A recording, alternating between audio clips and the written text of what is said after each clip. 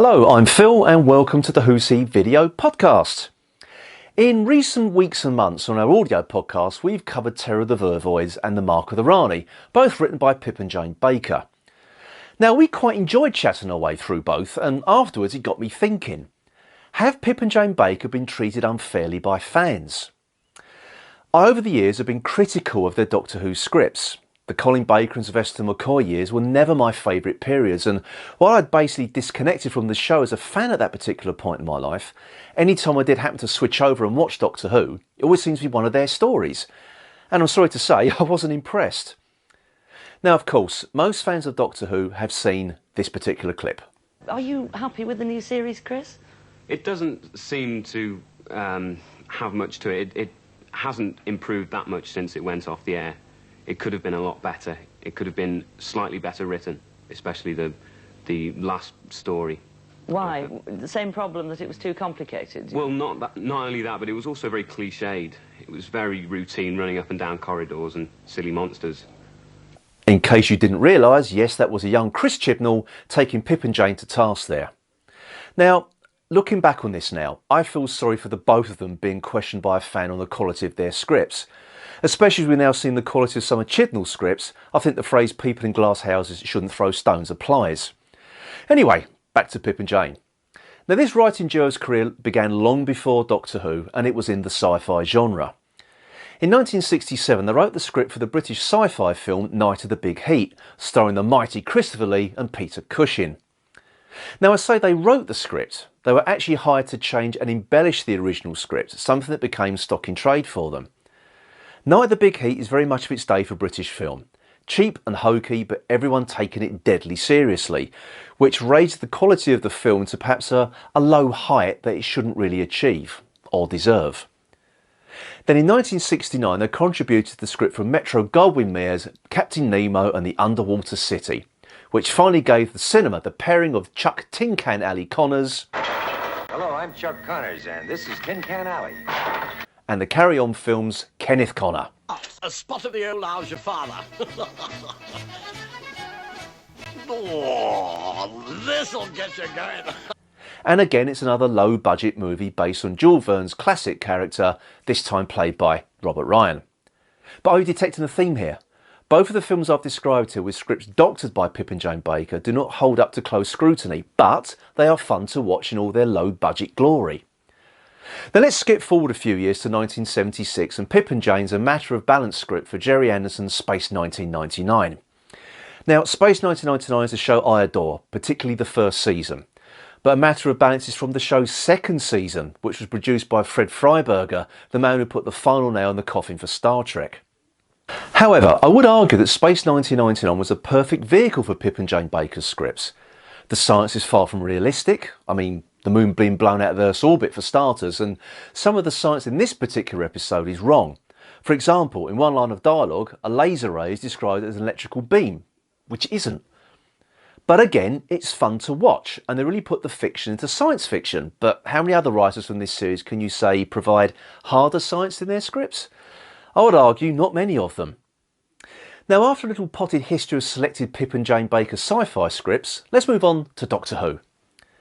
Pip and Jane Baker contributed 4 scripts to Doctor Who: The Mark of the Rani, Terror of the Vervoids, The Ultimate Foe, and Time on the Rani. Now, these stories are not particularly well regarded, which led to a young Chris Chibnall berating them on television. But they really deserve the ire that's been aimed at them over the years? Well, I'm going to put my hand up and say I've joined in with this chorus of disapproval over time. I've never really found any of the stories they wrote to be particularly engaging. But was this really their fault? John Nathan Turner, while never turning down a chance to generate publicity for Doctor Who, never seemed able to turn down a less than well realised script idea. Now, this is a double-edged sword for Pip and Jane Baker. They were often drafted in at very short notice to get the production out of a tight corner. With trouble behind the scenes, particularly on the Trial of a Time Lord season, with original script ideas falling over at the last hurdle, the Bakers were drafting for 2 reasons. They were quick and they were reliable. However, while they are known as science fiction writers, as I said before, their knowledge of science often let them down. The megabyte modem, anyone? and was often outlandish, with people being turned into trees in Mark of the Rani, which sounds more supernatural at first glance. But after watching this story fairly recently, the attempt to place this story in a historical setting wasn't that bad, and would have worked out quite right actually without the introduction of Kate O'Mara's Rani and the return of the Master. Terror of the Vervoids isn't actually that bad as a whodunit, but the flow of the story was ruined by the courtroom scenes foisted upon them, and the whole season for that matter.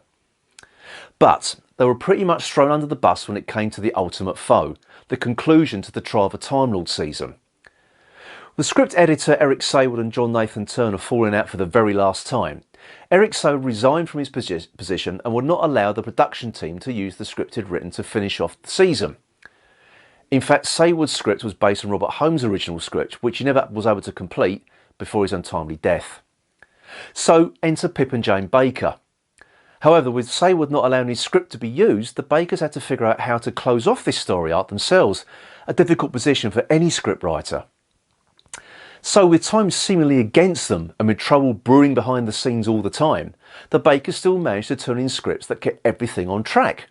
And while these scripts are maligned by many fans, there is some stuff to enjoy.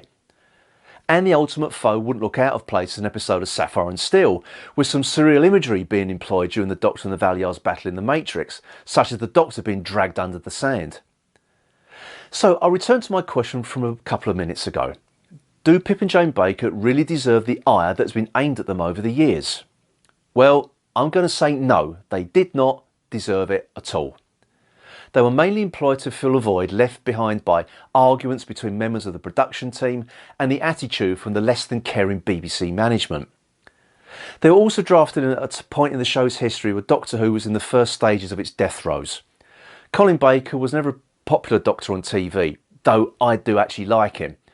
And the budget allocated was getting less and less each year, and a lot of the other stories in this tenure were less than stellar as well. But Pip and Jane Baker take the flak for all the show's shortcomings? No, that is and was not fair. The problems at that time go way beyond them, and in my opinion lie at the feet of John Nathan Turner, I'm afraid. As the producer, he was in overall control of the show, and while he did shake up Doctor Who when he took over, it never appeared to me that he had a particularly stable hand on the tiller. And while all shows have their behind-the-scenes troubles, Doctor Who's issues always seem to be more public somehow, and I think this is part in due to JNT and his drive to generate publicity. So what I'm saying is, give Pip and Jane Baker a break. They did their best with the time they were given and still managed to plough through despite all the behind-the-scenes wranglings and deliver scripts on time. Now we can all argue about the quality of their scripts until we're all blue in the face, but all those fans that sneer at them, come on. You try and do better. There is a certain level of discipline involved in script writing. As far as I'm concerned, Pip and Jane Baker had that in spades. I mean, how else would they have been able to turn in any kind of script on time? So there we have it. That's my short defence of Pip and Jane Baker. And if you disagree with me, that's fine. That's what makes the world a more interesting place.